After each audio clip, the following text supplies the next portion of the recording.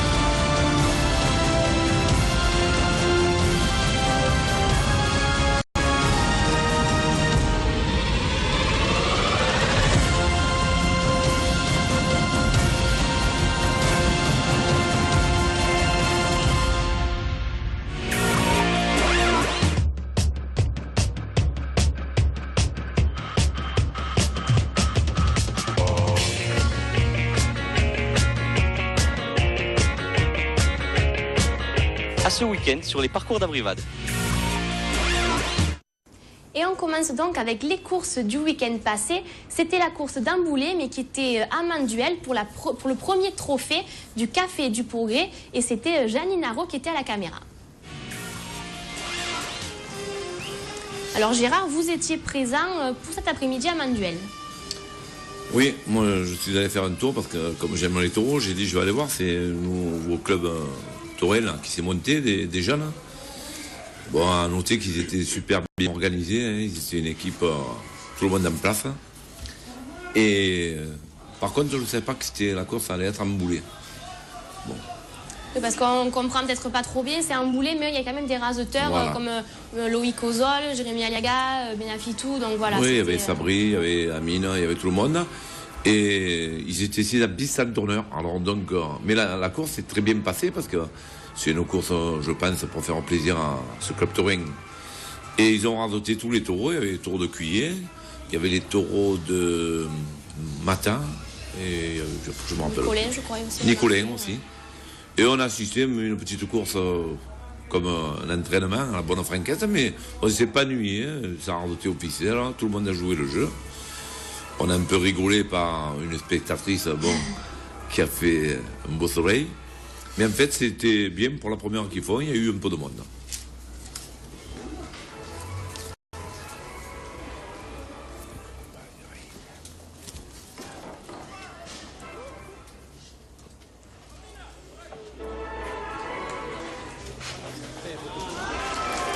Et on voit Michel Cala à l'image.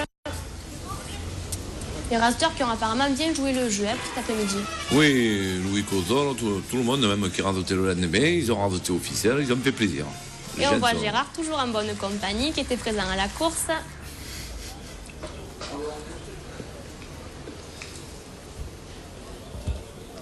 Et voilà, je pense que c'est un bon départ pour ces jeunes, parce qu'ils ont l'air motivés. Voilà. Alors on continue avec Aramon, où il y avait la fête ce week-end, et la première course était à l'avenir ce samedi. Et c'est Christian Bérard qui officiait pour ces 2 jours.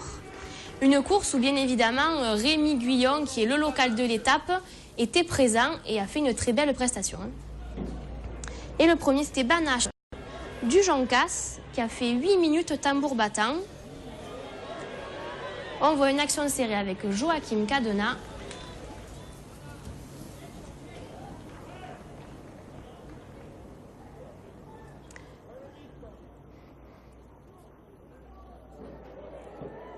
Un taureau qui s'est même évadé en contre-piste. Papagaï de la manade de Bernard Lagarde. Alors là, un taureau qui a une armure imposante et qui donc fait réfléchir les rasteurs parce qu'on le sait, Gérard, c'est difficile donc de mettre la main avec une armure comme celle-ci. Puis c'est un taureau solide, on l'a déjà vu en grande piste, donc à Ramon, ça doit être compliqué pour le radoter avec ses angles.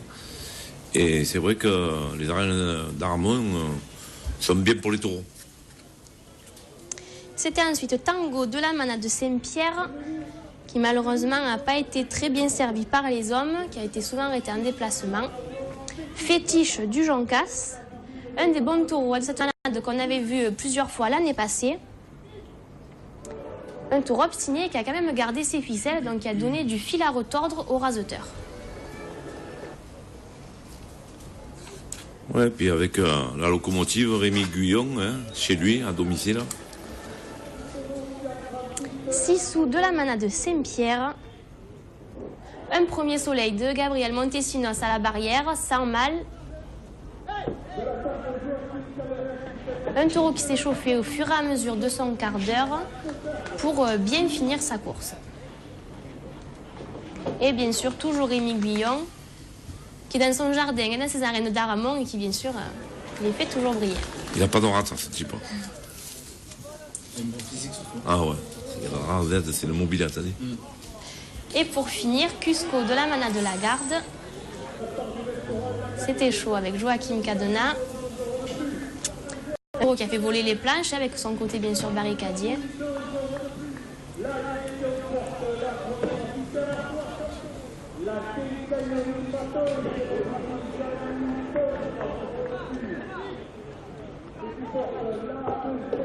Et cette corne à la planche, bien sûr. Et le lendemain, il y avait une autre course, donc puisque c'était la fête, c'était à Aramon. On regarde les images de Christian Bérard.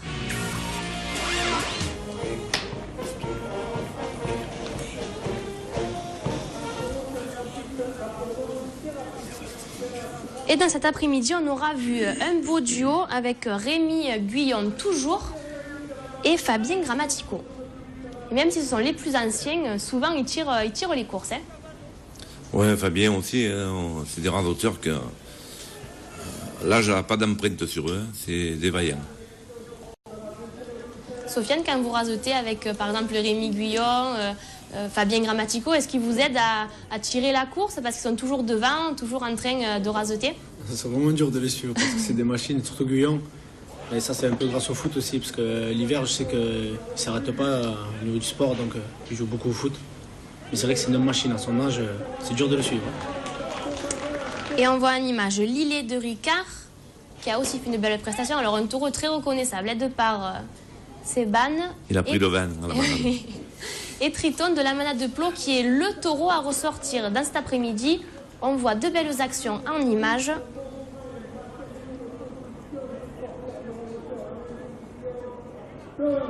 Un taureau très sérieux qui a livré un bon quart d'heure, qui a tenu sa place tout au long de sa prestation et qui s'est très bien défendu.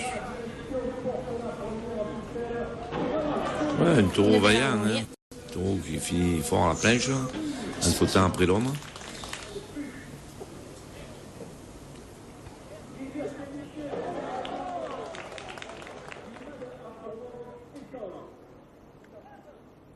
Et saut de Félix, où les rubans sont partis assez vite, en même temps avec des raseteurs qui ont un crochet autant affûté et qui savent très bien où poser la main. On comprend pourquoi certaines fois ça va si vite. Et qui a fait 8 minutes de course. Et Templier de Ricard, un gros gabarit comme très souvent dans cette manade. Et où les ficelles sont parties assez vite. On le sait, Gérard, quand les cornes à la base sont très grosses, un bon coup de crochet, ça part beaucoup plus vite. Hein. Oui, les ficelles pètent plus facilement avec des grosses cornes. Et on voit un taureau de Ricard encore, surtout que là-bas, les barrières sont petites, pleines de sang. Et voilà. Eh bien, on passe maintenant à une des courses aux as qu'il y avait ce week-end. C'était à Sommières et c'était Didier Ségara qui était à la caméra.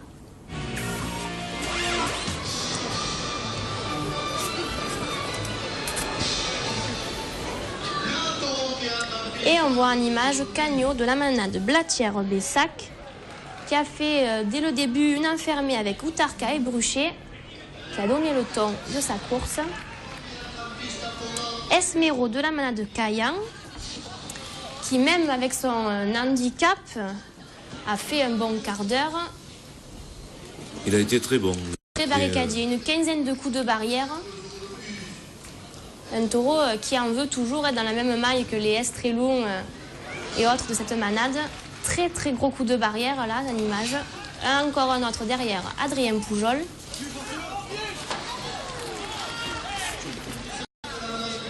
Oui, la deuxième partie a été meilleure que la première, d'après les gens qui étaient.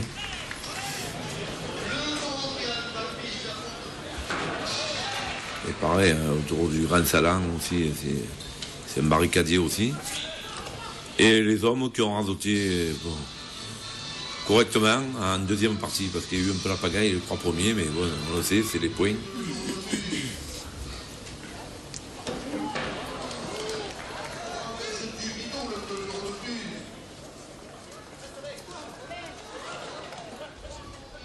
Et à noter qu'il manquait Catif à cette course, qui a eu un accident de voiture la veille, je crois, et qui n'a pas pu rasoter. Et on voit en image Modiano, Pierre, votre taureau, qui était pour finir cette course. Et Sabri, toujours là, qui a totalisé encore, et je crois que c'est lui qui a le plus d'attributs. Avec Adrien qui revient un peu en forme. Et le petit Outarka, que puis il y en a qui ne courait pas, c'est dur de retrouver un peu les automatismes. Voilà, d'ailleurs, toujours dans les corps. Hein.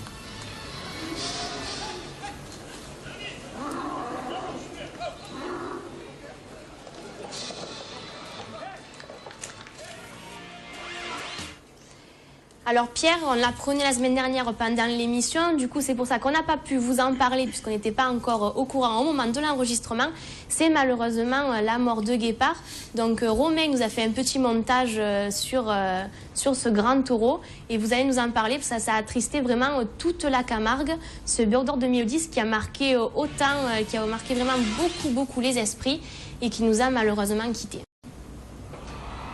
Voilà, là, à l'image, on a la course qui a lancé sa carrière. En fait, c'est une des premières fois qu'il sortait au Trophée des As à Lunel pour la finale du Trophée Pescalune.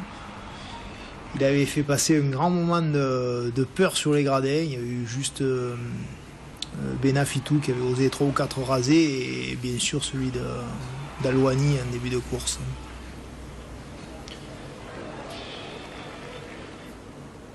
Voilà, après ça, c'était l'année d'après, en 2010. En 2010, on avait un petit souci sanitaire. Pendant 7 mois de l'année, on a été obligé de sortir en course complète et ça avait été vraiment la locomotive de l'élevage.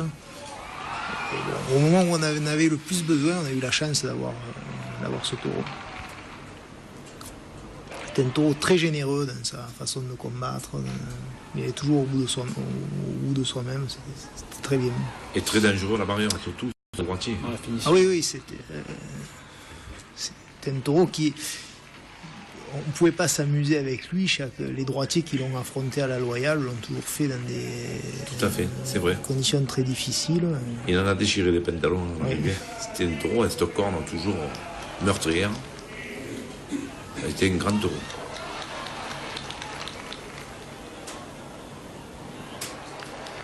Le Concardier Grand Prix a pour nom Guépard. Le premier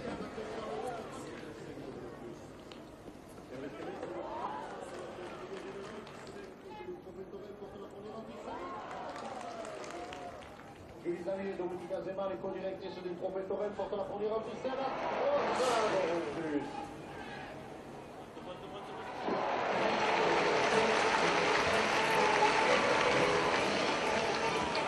Alors, ce qui est un petit peu dommage, c'est il a eu un accident donc avec un autre taureau. Et cette année, il avait 3 courses qui étaient prévues. Donc une à Sommières, il devait courir à Sommières le 1er juin, le 12 août à Moguio et faire ses adieux après le 28 septembre après la Vasse.